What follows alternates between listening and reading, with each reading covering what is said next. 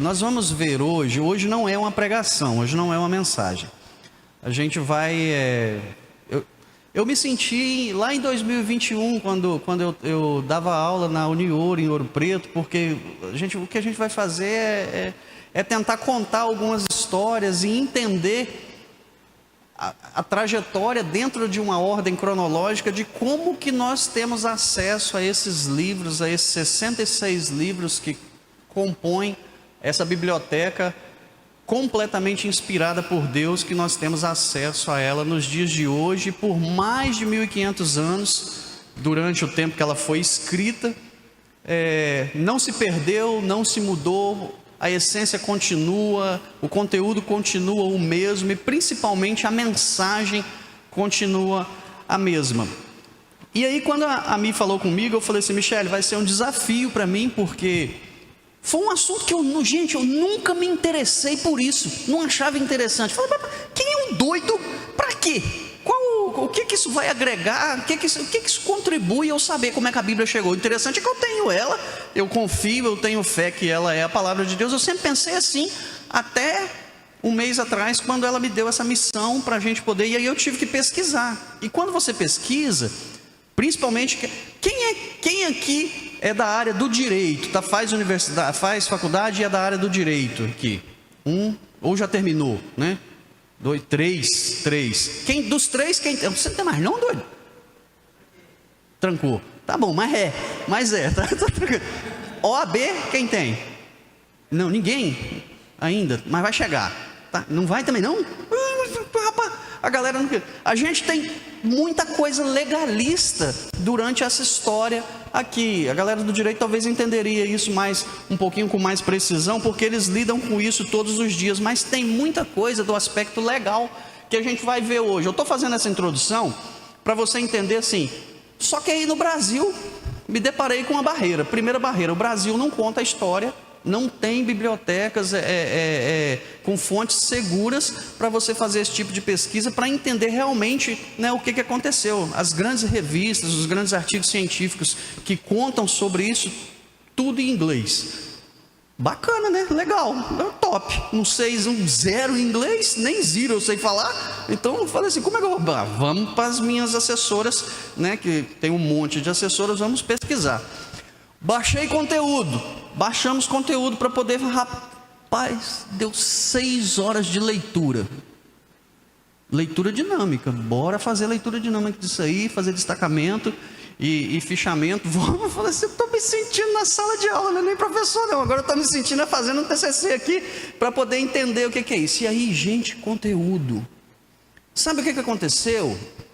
O tema me atraiu, o tema me prendeu, porque aquilo que eu achava desinteressante e que não tinha valor nenhum, começou a ministrar no meu coração a importância e o motivo de por que nós precisamos entender o começo de tudo, como é que a Bíblia começou a ser escrita, por quem que ela começou a ser escrita, onde que deu esse start e como que ela, produzida até nos dias de hoje, permanece.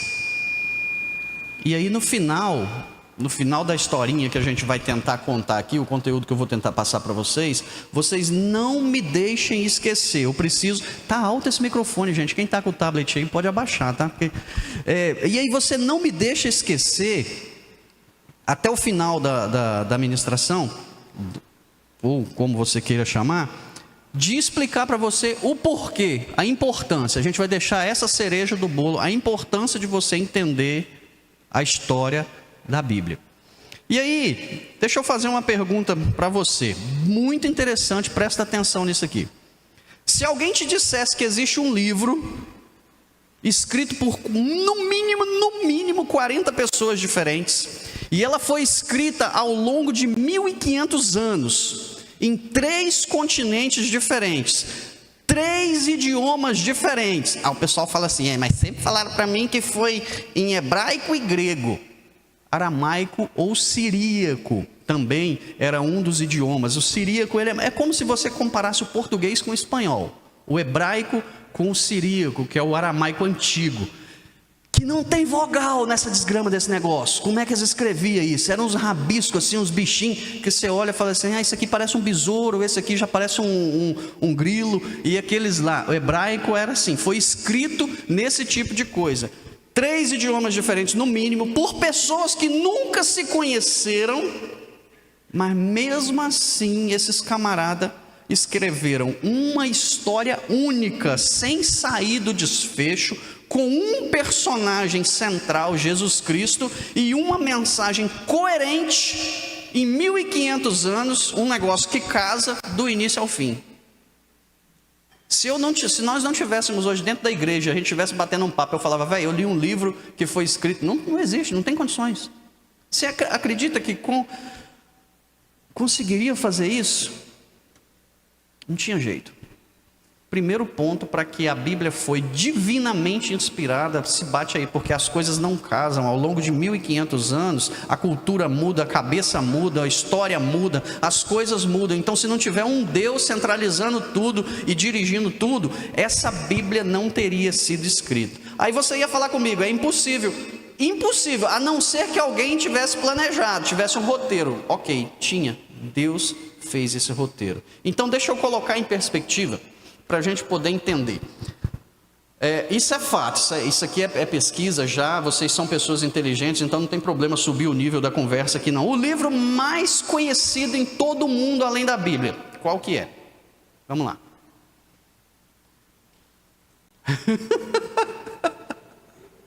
Universitário, socorro! Autor Homero. Odisseia é a segunda, a primeiro livro mais lido dele. O Ilíada, que conta a história da tragédia.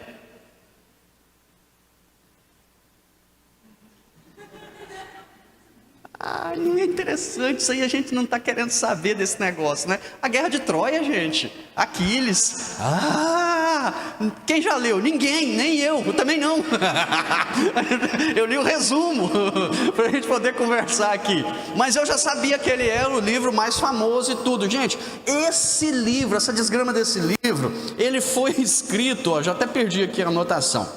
Esse livro, ele foi escrito, para a gente poder entender, ele foi escrito em aproximadamente 50 anos, o cara gastou, para poder ver. Quantas cópias teve? Várias cópias. Ele está atual até o dia de hoje? Está atual até o dia de hoje. Mas aí quando você compara isso com a Bíblia, você vai vendo assim, Ai, Jesus, eu perdi aqui a anotação. O bom disso é que ele perde, né? E quando você compara com a Bíblia, você vai ver, por mais, um dos maiores épicos da história foi escrito por uma pessoa, numa geração e numa língua. Só que aí você compara com a Bíblia foi 1400 anos para ser escrita, 40 autores diferentes. Dentro desses autores, né? Não se preocupa depois, se você perdeu alguma coisa, que eu te passo. Mas dentro desses 40 autores diferentes, o livro mais famoso, Homero escreveu. A Bíblia tiveram mais de 40 pessoas. Um era rei, um era pastor de ovelhas, e eu não estou falando só do Davi, que além de rei era pastor. Nós temos o profeta Amós, que era pastor, médico, que era o Lucas, pescador, que a gente já sabe quem eram os pescadores, a gente tinha Pedro, os outros, um líder, que era Moisés, que escreveu, um cobrador de impostos, que era Mateus. Nós tivemos prisioneiro escrevendo, né? João na ilha de Patmos, Paulo preso em Roma, teve escrevendo isso. Então você consegue entender como é que você consegue juntar 40 pessoas para poder fazer isso. Até agora eu só estou na introdução, eu não comecei. Nós temos 3 horas de conteúdo aqui para poder jogar para você. Então nós vamos combinar um negócio aqui. Nós vamos combinar um negócio aqui. Conta no seu relógio aí. Quando der meia hora de conteúdo, você levanta a mão e fala assim: Fred, deu meia hora, eu vou pular lá para a conclusão.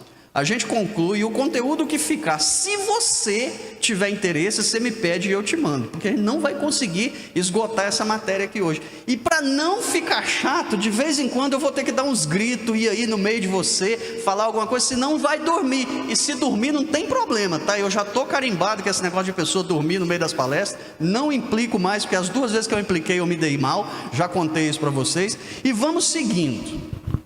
Vamos começar então no Velho Testamento, onde tudo começou. Lá no hebraico, onde as coisas começam né? E foi a estrutura bíblica, foi lá, foi onde começou. Quem começou a escrever? Quem começou a escrever foi Moisés. Entende-se que foi entregue a Moisés. Antes de falar dos concílios, dos papas, que todo mundo já sabe disso aí, a gente precisa entender, gente, o que o judeu estudava. O que o judeu, o judaísmo, onde Jesus nasceu, onde ele cresceu, onde ele foi doutrinado e ensinado, apesar de que ele já sabia aquilo tudo. Mas o que os caras estavam lendo naquela época? Eles estavam lendo o livro em hebraico que os hebreus, que depois viraram judeus, a gente vai estudar tudo isso em ordem cronológica hoje aqui.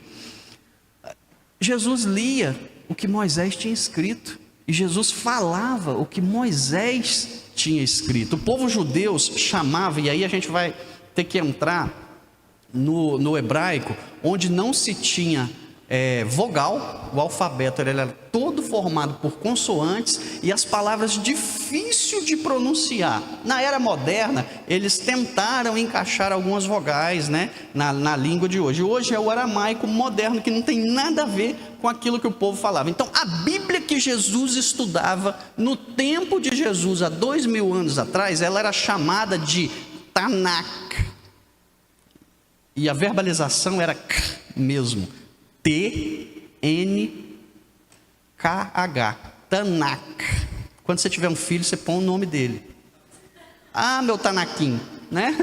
Vai começar desse jeito. Por quê? O que o T significava? O T era a Torá, a lei. Por isso que eu falei que a galera do direito era muito legalista. A Torá judaica era os 5 primeiros, é o que nós temos hoje dos primeiros 5 livros da Bíblia. Depois vinham os Nevins eram os profetas conhecidos nos dias de hoje. Então ela era estruturada dessa forma: os livros de Moisés, o Pentateuco, né? O Torá, a lei judaica, os profetas, o que falavam, e os escritos, que eram livros poéticos, livros gostosos de ler, que foram escritos por Davi, por Asaf, por Salomão, que eram esses livros que vinham finalizando. Então era isso que Jesus estudava. Estava tudo num livro encadernado, bonitinho, ficava nas igrejas. Lógico que não. Lógico que não. Esse trem ficava naqueles rolos malucos de pelo, de cordeiro, de carneiro, escrito em alguns lugares já tinha um tipo de papel, que era o papiro, que o Egito começou a produzir. Então era diversas formas. Catalogado que jeito? Não tinha catalogação, velho. Era tudo solto.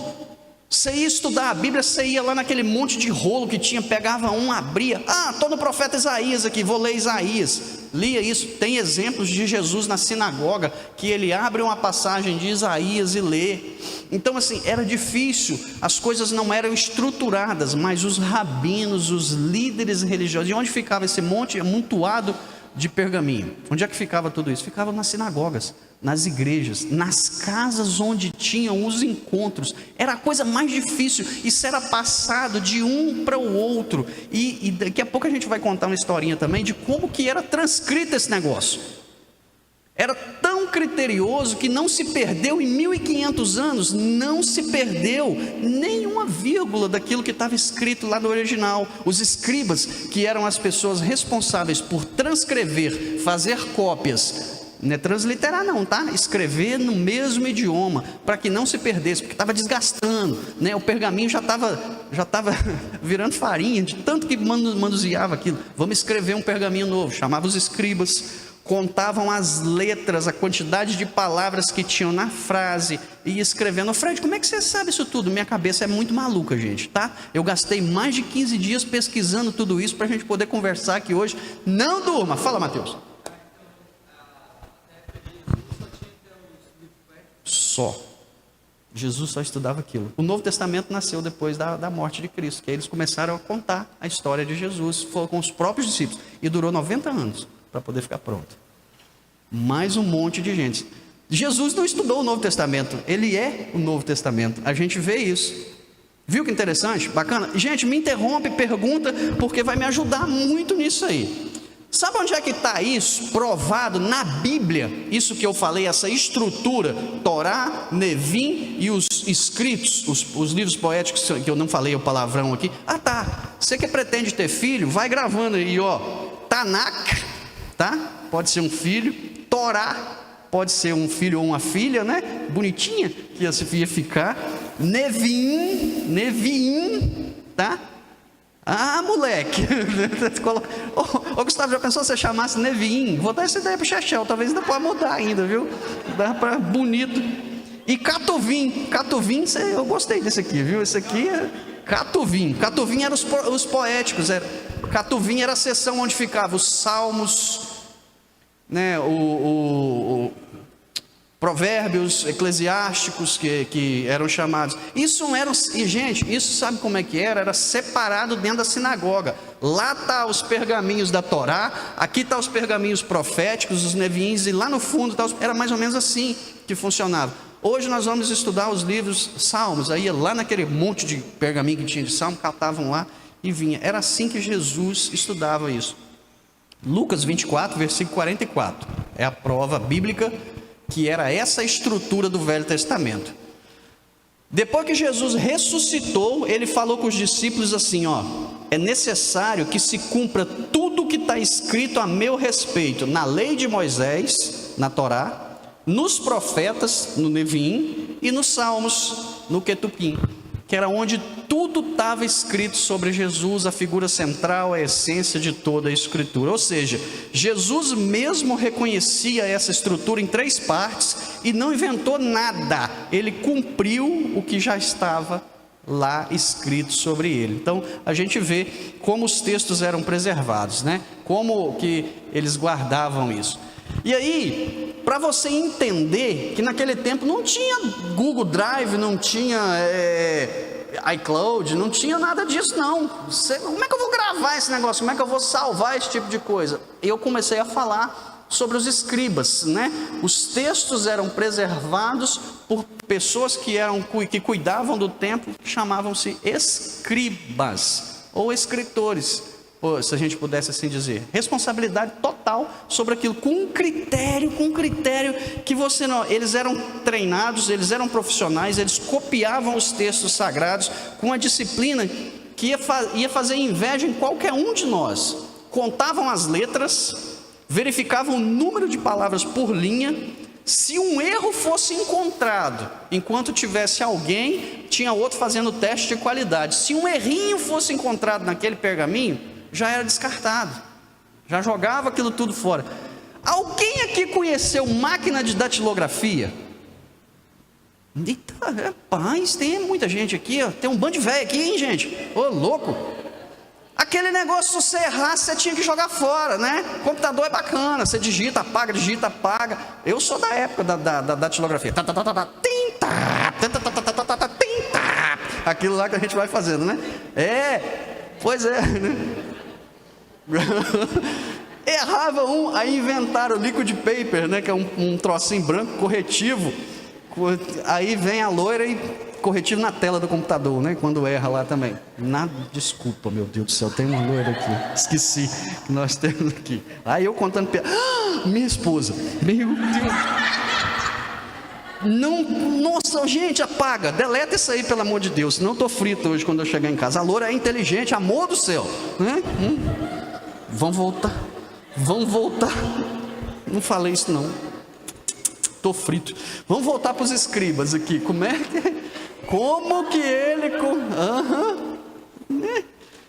que eles eram profissionais? Até perdi o que eu estava. Contavam as letras, me lasquei. Então tinha esse tipo de regra para poder preservar todas as coisas, né, gente? Senão não haveria 1500 anos de fotocopiação disso, né? Dos pergaminhos. Não tinha máquina de xerox. Você imagina um rolo daquele passando pela máquina de xerox para poder tirar, para chegar nos dias de Jesus. Isso 1500 até chegar nos dias de Jesus. Depois, nos nossos dias então. Mas olha só que interessante essa historinha aqui, ó. No ano 500 depois de Cristo, um grupo chamado Massoretas elevou o nível dessa transcrição das escrituras, né? eles adicionaram sinais de vogais ao hebraico. O hebraico só tinha consoante, e tinham palavras, igual Yahvé, você não podia falar, nem pronunciar, nem na ponta da faca, um negócio desse. É proibido, proibido, proibido, super proibido. Por quê? Porque estava escrito lá: não tomarás o nome do Senhor teu Deus só nos cultos. E olha lá, só pelo sacerdote. Então eles criaram algumas consoantes para poder facilitar o uso e entender. E aí eles criaram um sistema tão rigoroso de verificação que hoje, nos dias de hoje, até hoje as pessoas se perdem, porque você vai estudar o hebraico, você sabe que não tem consoante, mas daí a pouco você se depara com algum texto que no meio das palavras em hebraico tem consoantes gregas, consoantes do aramaico no meio. E aí só quem é estudioso, só quem é linguista mesmo para poder fazer isso. Mas aí veio um negócio que abalou o mundo anota essa datinha aí, que essa data é fantástica, 1947. Outra historinha incrível, 1947 depois de Cristo. Um pastorzinho, pastor de ovelha mesmo, passeando lá pelo deserto da Judéia, próximo do Mar Morto, por uma distração, perdeu dos cabritinhos dele. A história conta exatamente isso, que uma cabra perdida, e ele joga uma pedra numa fenda de uma gruta, e de repente dentro, no jogar essa pedra, ele escuta o som de um jarro quebrando. E aí atiçou a curiosidade dele, e ele entra nessa fenda dessa rocha, e o que tem lá dentro? Vários jarros, que dentro desses jarros, mas muitos jarros mesmo, vários pergaminhos, que são chamados pergaminhos do Mar Morto. Você já ouviu falar nisso? Os pergaminhos do Mar Morto. Olha só o ano, 1947. Se nós temos 1500 anos antes de Cristo, a Bíblia escrita traduzida não, transliterada, fotocopiada, né? Escribas escrevendo ela para que ela não se perdesse durante 1500 anos. Jesus nasceu, zera a contagem. Aí nós temos mais 1900 anos, porque foi em 1947 que eles acharam o pergaminho do Mar Morto. Então durante 1500 mais 1900, 3.000 e tantos anos, 3.400 anos ela sendo traduzida. Quando eles acham esse pergaminho do Mar Morto, que confronta ela com a que vinha sendo traduzida durante 3.000 anos, a mesma coisa que estava nessa que vinha sendo escrita, copiada, não se perdeu nenhuma palavrinha com esses pergaminhos do Mar Morto, que foram preservados por causa do clima do deserto, ali na gruta onde ela estava, ela não estragou dentro da jarra. Quando eles compararam, que viram as datas, falando: nossa, isso aqui é antigo, isso aqui é coisa lá, essas aqui são novinhas, porque elas são cópias. A mesma coisa. O mesmo que estava escrito em uma, estava escrito em outra. Então eles confirmaram que os pergaminhos do Mar Morto eram Bíblias, que foram escritas lá no início. O que isso prova, gente? Isso prova que Deus tomou conta da situação para que a essência da mensagem não fosse perdida ao longo dos anos. E que longos anos, né? Que 3.000 anos e tarará, sendo contada a mesma história. Fred, onde é que você está vendo, velho? Eu estou te jogando informação que eu colhi, e você acredita se quiser, porque isso aqui não é fonte bíblica, são fonte de universidades. Quais universidades? Eu pesquisei em Cambridge, eu pesquisei, porque só os Estados Unidos e Inglaterra que tem esse tipo de revista científica que traz esse tipo de informação. O Brasil não se preocupa com isso. Os seminários brasileiros, Hércules, não se preocuparam com isso. Eu fui, Seminário do Sul, Seminário do Norte, os grandes seminários batistas e presbiterianos, que são os melhores, Mackenzie, ninguém.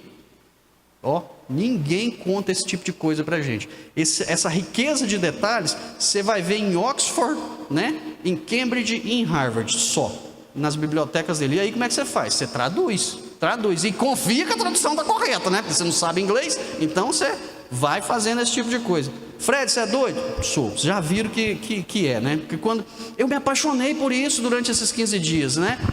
Dele chegava em casa: o que você está pesquisando? A história da Bíblia. Aí chegava no outro dia: o que você está pesquisando? História da Bíblia. De novo, mas não concluiu. Não, é porque tem mais coisa, e mais coisa, e mais coisa, e eu não esgotei. É muito rico os detalhes do que aconteceu para que a Bíblia chegasse aos dias de hoje.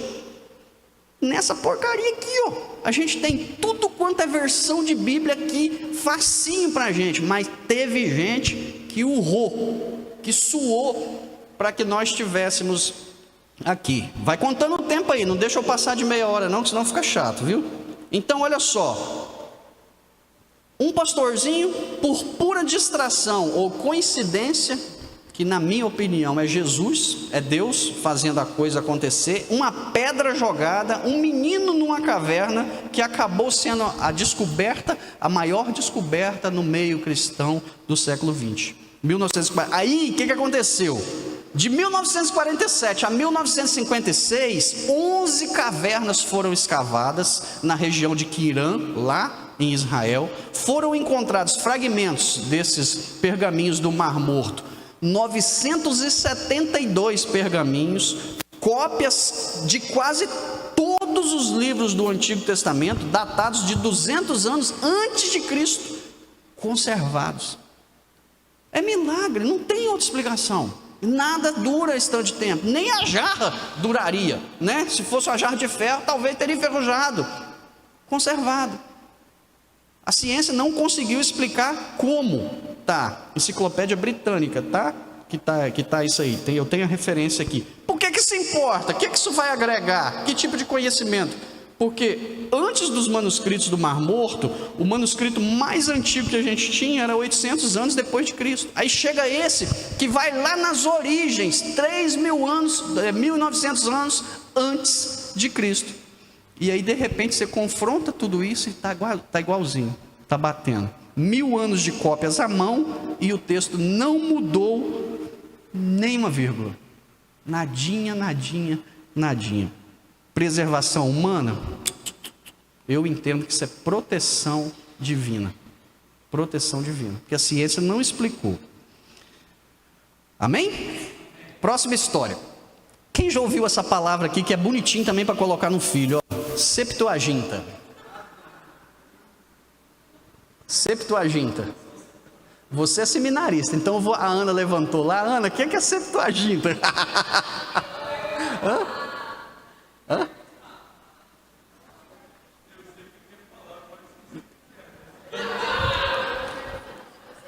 Cara, mas ô Hércules, mas eles não ensinam isso no seminário. Nós estamos falando agora, gente, de 300 anos, 400 a 300 anos antes de Cristo. Eu vou citar um cara aqui que talvez vocês conheçam, Alexandre o Grande. Quem já ouviu falar? O que ele era?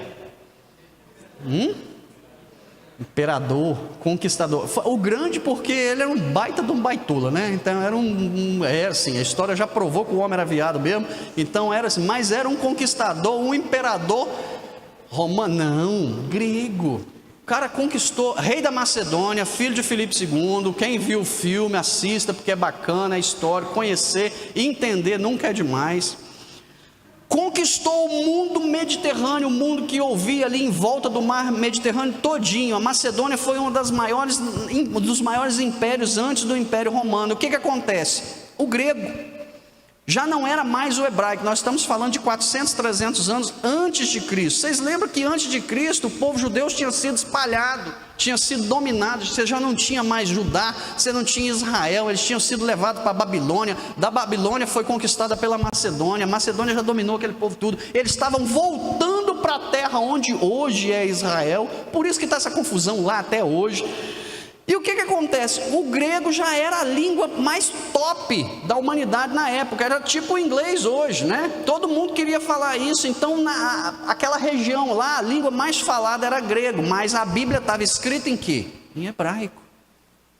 O povo de Deus que precisava estudar a Bíblia, a molecada estava nascendo, já não entendia aquilo, os pais já não falavam mais o hebreu, o hebraico antigo, eles já estavam falando grego. O que juntaram? 72 sábios judeus, as pessoas mais tops, os mais antigos, 72 sábios, por isso que é chamada de Septuaginta, que foi o que? A tradução, a primeira tradução da Bíblia, do hebraico para o grego.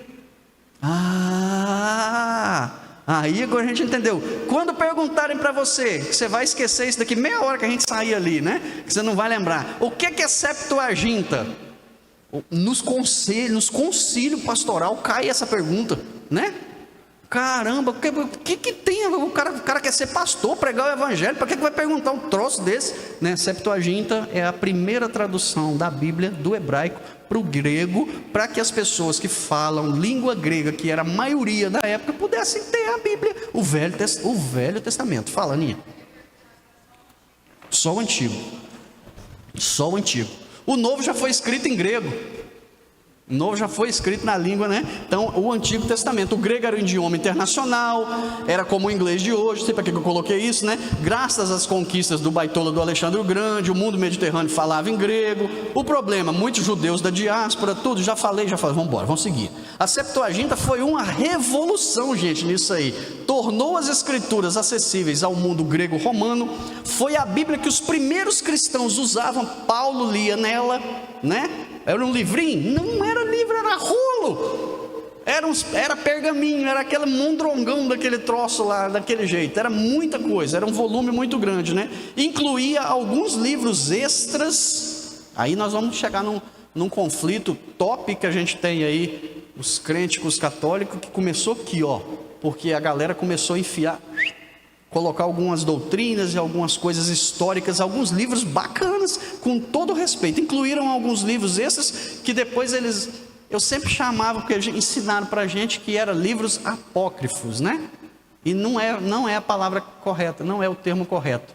Deuterocanônico, que é outra palavra que nós vamos esquecer daqui a pouquinho, né? Ninguém vai lembrar disso aí, né? Eram os livros que fazem a diferença entre a Bíblia do crente e a Bíblia do crente, não, vamos falar assim, a Bíblia do protestante com a Bíblia dos irmãozinhos da igreja católica. São livros interessantes, eu já li todos eles. Macabeus é muito bacana, conta a história de uma família que conquistou, depois reconquistou Jerusalém. São livros interessantes. Gente, se vocês for perguntar assim, o que você já... Eu já li até o livro de Enoque, que fala lá dos terafins, dos gigantes, daquela história maluca lá toda. É bacana, conhecimento é interessante. Então assim, Septuaginta, só para a gente terminar e concluir isso aqui, a gente entende que é a primeira tradução do hebraico para o grego do Velho Testamento. E aí nós entramos aqui já na introdução, porque eu terminei a introdução da mensagem de hoje, né? Então a gente vai ver agora assim, ó, o Novo Testamento, que foi escrito em grego já na língua atual, né? Como é que esses escritos dos apóstolos chegaram a ser compilados para a gente poder ter acesso nos dias de hoje, né? Olha só, gente, interessante isso aqui. Depois que Jesus dá linha na pipa, os apóstolos começaram a escrever. Parece que eles tiveram uma iluminação divina. Se a gente não escrever essa história, ela vai se perder. E aí eles começaram né, cada um, mas só que não foi uma reunião. Eles não sentaram e falaram assim, vamos falar certo, vamos escrever assim, essa. Não, foi orgânico, foi natural. Cada um começou a fazer alguma coisa, mas foi espalhado. E para juntar isso tudo, deu trabalho, deu vida, deu gente suando. Por exemplo, as cartas de Paulo, elas eram escritas para quê? O João é um grande estudioso, a gente já teve alguns debates bem bacanas sobre isso, debate no bom sentido, né? Eu aprendo muito com ele. As cartas de Paulo, elas foram escritas, né, João, para resolver problemas específicos. Paulo nunca teve intenção de formar uma biblioteca, não, ele escrevia porque tinha um problema lá numa cidade, chegava no ouvido dele, ele cartinha doutrinária aqui, ó, para poder resolver isso aqui. Por exemplo, Gálatas. Se você nunca leu a Bíblia, pelo menos eu acho que Deus desperta no teu coração a curiosidade para você ler as cartas de Paulo, porque são muito interessantes. Gálatas foi escrito porque a galera estava comprando outra teologia.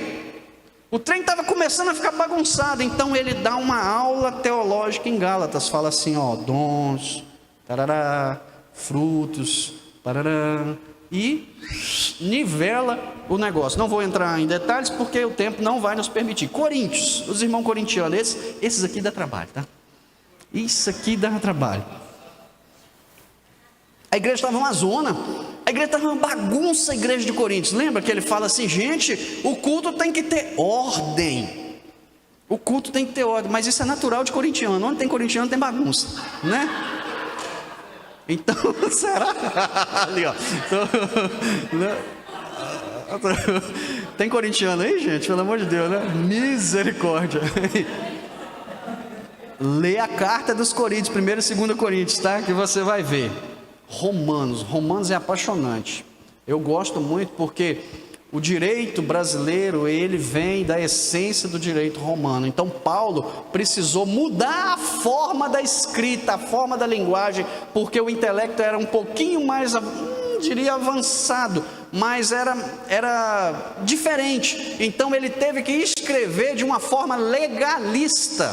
Se você ler Romanos, você vai ver muita legalidade dentro do livro de Romanos. Ele estava falando com quem? Estava falando com os rábulas, né? O que é rábula, Fred? Rábula é quem se mete a entender de direito e não tem OAB, né? Aí, esse é chamado de rábula. Não, pior que bacharel, tá? Ainda. Entenderam, gente? Então os evangelhos foram escritos pelos discípulos que seguiam ali, presentes ou não. Os evangelhos foram escritos entre 50 a 100, ano de 50 a 100 depois de Cristo, com base no testemunho que os apóstolos davam, a tradição oral, e era assim, em costumes e cuidados que aconteciam, que as pessoas iam anotando. Aí aconteceu um fato interessante que eu destaquei aqui. Um doido chamado Marcion, esse aqui era o nome do cara mesmo, tá? Ele começou a enfiar umas heresias dentro da igreja. A história conta que por volta no ano 140, esse sujeito chegou em Roma com a ideia maluca. E onde tem gente maluca, com ideia maluca, doido ajunta, né? Aí já junta ali o povo para dizer, fizeram a igreja em Roma.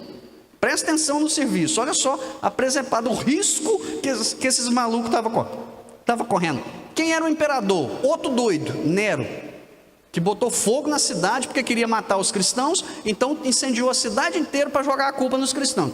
Eu suspeito, depois de eu ter lido isso aqui, que eu não conhecia esse fato, que o Nero ficou meio cutucado para botar fogo em Roma por causa desse doido aqui. Ele falava assim: o Deus do Antigo Testamento, dos livros lá do Velho Testamento, não é o mesmo Deus de Jesus, que Jesus pregava. Então, o Antigo Testamento é coisa dos judeus. Apaga, deleta. Vou fazer uma lista do que nós vamos estudar na Bíblia. Ele literalmente criou a Bíblia. Só que ele apaga todo o Velho Testamento.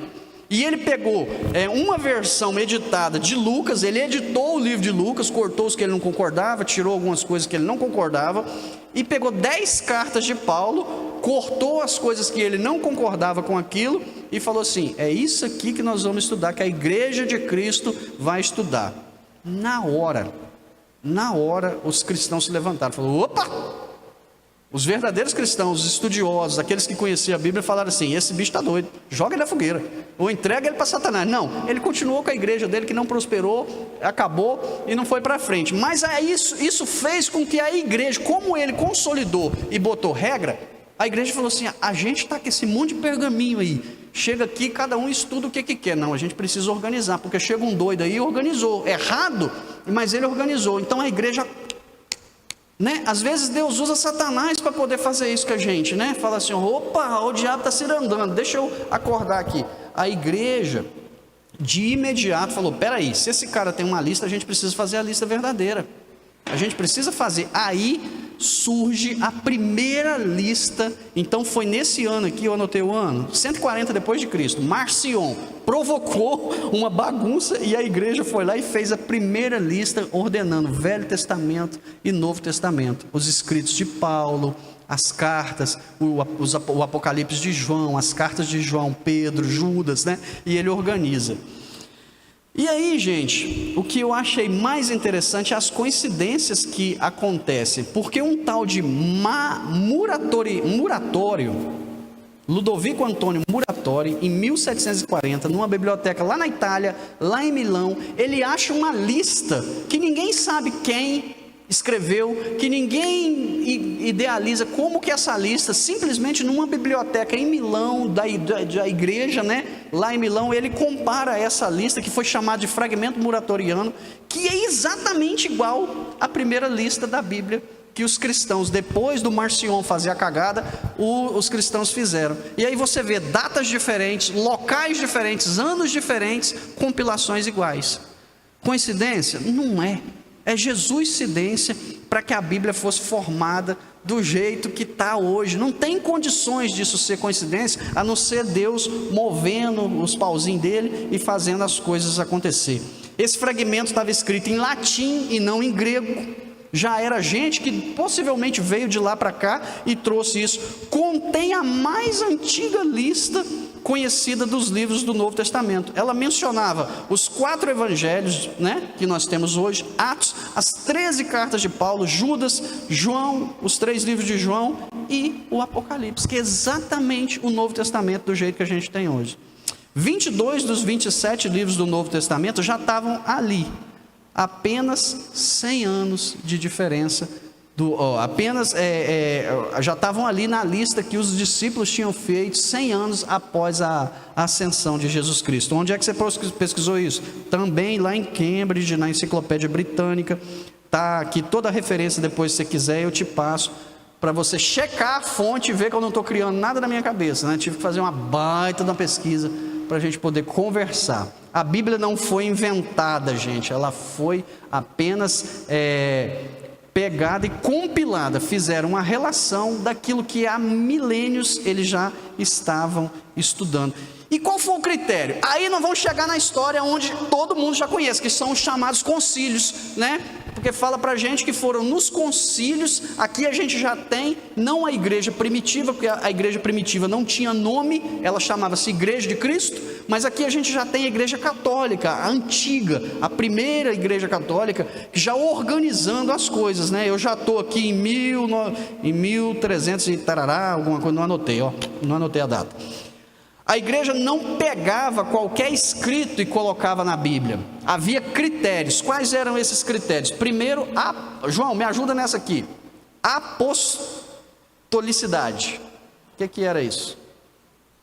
Para poder estar na Bíblia, no Novo Testamento, tinha que ter apostolicidade. A gente estava discutindo sobre apóstolo aquele dia lá no encontro.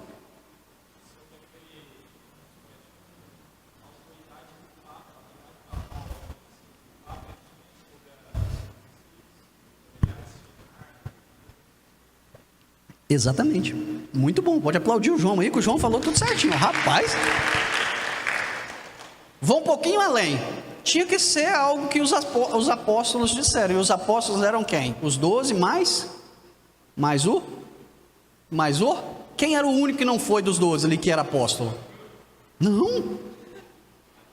Não moço, o Paulo, que não pertenceu aos 12, mas pela proximidade e convivência com Jesus, ele também foi considerado apóstolo. Então, para estar na Bíblia, tinha que ter justamente essa autoridade que o João disse aí, papal, mas a apostolicidade, ou seja, os apóstolos tinham que ter dito. Se eles não falaram, não podia fazer parte do Novo Testamento. Ortodoxia.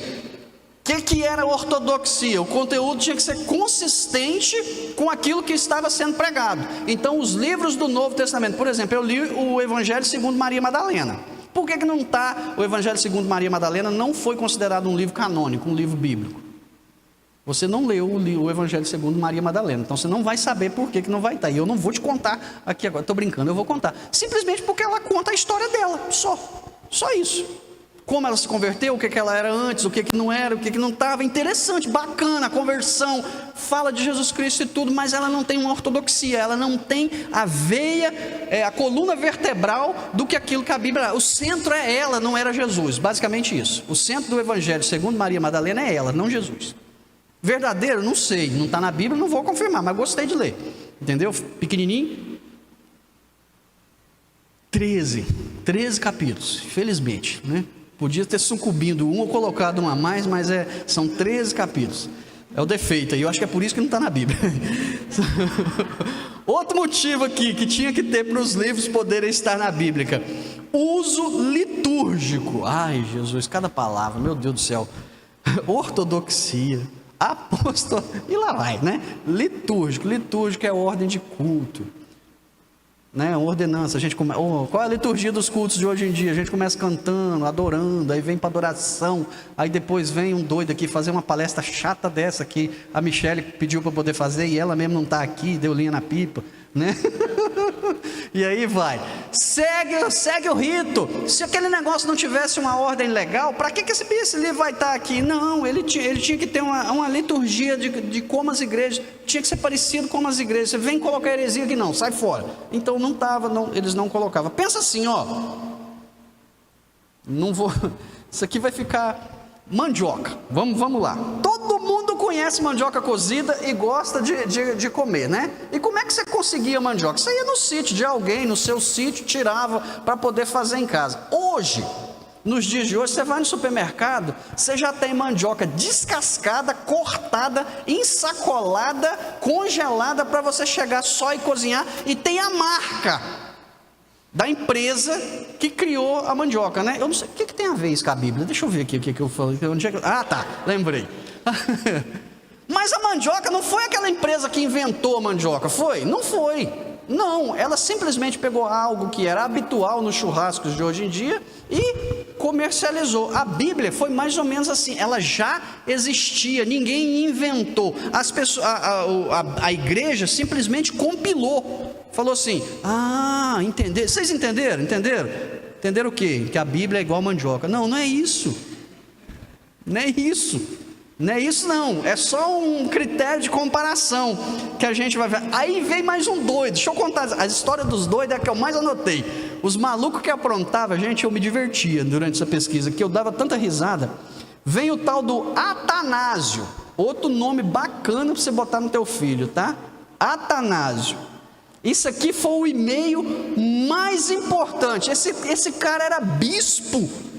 Esse cara era um bispo numa cidade importante, a cidade de Alexandria, capital do Império Romano do Oriente. Roma, capital do Império Romano Ocidental. Alexandria, capital do Império Romano do Oriente. Esse Atanásio, toda a época da Páscoa, ele escrevia a bula papal, ou ele era o bispo, né, daquela cidade. Ele escrevia bula é exatamente o que a gente vê hoje. Fala 30 minutos? Vou contar só a história do Atanásio e a gente vai para a conclusão então. O que ele fez? Nessa bula pascal, ele reúne e ele fala assim, que ninguém, para a gente poder entender, que ninguém acrescente ou tire nenhuma vírgula, nada, nenhum acento, nenhuma palavra desse livro, dos 27 livros do Novo Testamento. E aí criou-se então a conclusão de que nós tínhamos então um negócio chamado cânon. O cânon, que são os 66 livros da Bíblia que fazem parte, que compõem o cânon. Foi na grande igreja católica de Alexandria que veio. Mas a igreja católica tem mais do que 66. Sim, eles enfiaram mais 7 livros do Velho Testamento ali, para poder a gente entender por que eles fizeram isso. Porque são livros históricos e que contam o princípio da igreja. Então, para eles é importante, nós precisamos respeitar isso, porque não são livros que ensinam coisas erradas, são apenas, eles não fazem parte do cânon. Tem muito mais história, tem a história dos concílios, como que foi criado, desmistificando aqui. Eu consegui achar relatos que a gente desmistifica. O que eram os concílios? Os concílios era quando as igrejas tinham assuntos para poder discutir, assuntos para poderem resolver. Então eles se reuniam em algumas cidades para poder determinar aquele assunto, e ali saía um relatório, e todas as igrejas da região seguiam aquele relatório que tinham nos concílios. Não foi no concílio de Nicéia, não foi no concílio de Constantinopla, não foi no concílio de Éfeso, não foi no concílio de Calcedônia que eles confirmaram o cânon. Foi no concílio de Cartago. E aí a gente vê Hollywood falando que foi Nicéia, porque ele ficou famoso, né? Nós vemos Dan Brown no livro o Código da Vinci, também falando desse concílio de Nicéia, falando que ali eles determinaram quais seriam os livros da Bíblia. Não foi. A gente tem relatos, nós temos dados históricos, que foi em Cartago, que foi, inclusive foi comissionado Agostinho, o Santo Agostinho, para poder cuidar disso aí. Um dos caras mais estudiosos da Bíblia, e que ele teve uma revelação muito grande, e aí ele fechou esse cânon. O concílio não criou a autoridade das Escrituras, eles reconheceram. Gente, mas pega tudo isso que eu falei, só para a gente concluir, nós vamos direto para vou pular a confiabilidade, tem assunto. Não, senão a gente morre aqui. A conclusão dá mais meia hora, é por isso que eu falei, preciso de meia hora. Aí eu não sei nem para que eles foram ali para cima, que vai demorar um tempinho ainda, tá? Mas deixa eles lá. Olha aqui. Pega tudo isso aí que eu falei, e se você quiser, eu te mando depois o resto da história. Mas tudo isso que você acabou de ouvir, agora presta bastante atenção, porque agora a gente vai fechar com chave de ouro. Tudo isso que você acabou de ouvir, nós contamos aqui, nós contamos aqui mais ou menos 3.000 anos de história condensados em 50 minutos. Para que a Bíblia chegasse nas nossas mãos nos dias de hoje, pastores foram mortos por esses livros, os escribas passaram a vida copiando esse livro, os concílios inteiros, se reuniram para defender a fé que eles acreditavam, aquilo que eles acreditavam, e principalmente para defender Jesus, porque nesses concílios muita gente queria desqualificar o próprio Cristo. Então nós temos ali pessoas defendendo quem era realmente Cristo. Nós tivemos durante a trajetória da Bíblia impérios, inclusive o Império Romano, que tentou destruir, mas não conseguiu. Nos dias atuais, pasmem, nos dias atuais, regimes totalitários, governos totalitários, inclusive o governo brasileiro, tem aqui referência, tentando modificar coisas que estão escritas na Bíblia. A China proibiu, Cuba e Rússia proibiram, o Brasil tenta tirar tudo o que faz menção à ideologia de gênero, ela tenta tirar da Bíblia nos dias de hoje, regimes totalitários. Mas só que depois de tudo isso, a pergunta não seria assim, como que a Bíblia foi formada? Não é isso o interesse. Não é isso. Oi, agora foi. Acho que é eu, né? Depois a gente tem que falar com a Michelle. Nunca mais falei esses assuntos não, que não dá certo. Tá vendo? Gente, olha só. Depois de tudo isso, eu queria deixar no coração de você o seguinte. Presta atenção aqui, ó. A pergunta não é como a Bíblia foi formada. É por quê. A verdadeira pergunta seja assim, o que ela está formando?